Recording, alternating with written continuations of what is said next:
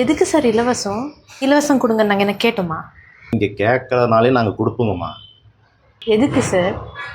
அதுலேருந்து தான்மா ஒரு 4 திட்டம் எக்ஸ்ட்ரா போட்டு அதுக்கு ஒரு 2,00,000 கோடி கடன் வாங்கி அதில் 1,00,000 கோடி மக்களுக்கு பண்ணிவிட்டு 1,00,000 கோடி கட்சிக்காக ஒதுக்குறது வேண்டாமா? எங்கள் செலவுக்கு வேண்டாவா? ஃபஸ்ட்டே 10 லட்சம் கோடி கடன் இருக்குன்னு சொன்னீங்க. இப்போ 2 லட்சம் கோடி கடன் வாங்குறீங்க. அதுக்கெல்லாம் வட்டி யார் கட்டுறது? அதுக்கெல்லாம் மக்களாகி நீங்கள் தான்மா கட்டணும். அது இல்லாமல் எங்கள் தலைவர் இப்போ வந்து ஆட்சிக்கு வந்தாக்க இன்னும் 290 வாக்குறுதி கொடுத்துருக்காரு. இன்னும் அதுக்கு 2 லட்சம் 3 லட்சம் கோடி கடன் வாங்குவார். வாங்கினாலையும் அதுக்கு வட்டி நீங்கள் தான் கட்டணும். ஏன் சார், இந்த கட்சிக்கார 1000 ரூபாய் இலவசம் கொடுக்குறேன்னு சொல்கிறான், இந்த கட்சிக்கார 2000 ரூபாய் இலவசம் கொடுக்குறேன்னு சொல்கிறான், மாற்றி மாற்றி இலவசமாக கொடுக்குறேன்னு சொல்கிறாங்க. எவ்வளோனாச்சு மருத்துவ இலவசம் கொடுக்குறேன்னு சொல்லியிருக்காங்களா? இல்லை. கல்வி இலவசமாக கொடுக்குறேன்னு சொல்லியிருக்காங்களா? இல்லையே. அதெல்லாம் கொடுத்தா லாஸ் ஆகாதா? சொல்லு.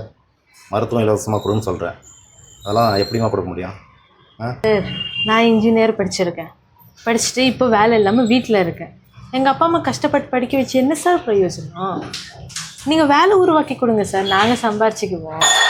சார், என்ன மாதிரி இன்ஜினியர் முடிச்சுட்டு எம்பிஏ முடிச்சுட்டு எவ்வளோ பேர் ஸ்விக்கி ஜொமேட்டோன்னு வேலை செய்கிறாங்க, எவ்வளோ பேர் கார வேலைக்கு போகிறாங்க தெரியுமா சார்?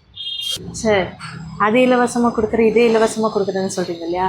ஃபஸ்ட்டு படித்தவங்களுக்கு வேலை உருவாக்கி கொடுங்க சார். இலவசமாக கொடுக்குறேன்னு சொல்லி மக்களையே சார் பிச்சைக்காரன் ஆக்குறீங்க. அது இலவசம் இது இலவசம் கொடுத்ததாமா மக்கள் ஓட்டு போடவே வராங்க. இதெல்லாம் வருதில்லையே, அதை வச்சு தான் அரசியல் பண்ண முடியும். புரியுதா? மக்கள்கிட்ட போய் சொல்லி கொள்ளாடிக்கிறீங்க சார். அந்த பணத்தை வச்சு என்னதான் பண்ண போகிறீங்க? ஏதோ 5-10 சேர்த்து வச்சு ஏதோ ஒன்று வாங்கலாம்னாக்கா ஒன்றுமே முடிய மாட்டேங்குது. இந்தியாவில் எதனா ஒன்று முதலீடு பண்ணாங்கனாக்கா ஆப்போசிட் கட்சிக்கார போட்டு கொடுத்துட்றான். மக்களுக்கு தெரிஞ்சு போகுது. இங்கே பண்ணால் தான் ப்ராப்ளம் சொல்லி வெளிநாட்டில் பண்ணாக்கா பாவி பசங்க ஈரானுக்காரன் குண்டு போட்டு எல்லாம் நாஸ்தி பண்ணிட்டானுங்க. அங்கேருந்து மூட்டை முடிச்சு கட்டின்னு திருப்பி இந்தியா கூடி வந்ததாச்சு. என்ன பண்ணுறது? ஏதோ நெக்ஸ்ட்டு திருப்பி நாங்கள் எங்கள் தலைவர் ஜெயிச்சா ஏதோ 5-10 சேர்த்து அதை போய் சரி பண்ணோம், பார்ப்போம்.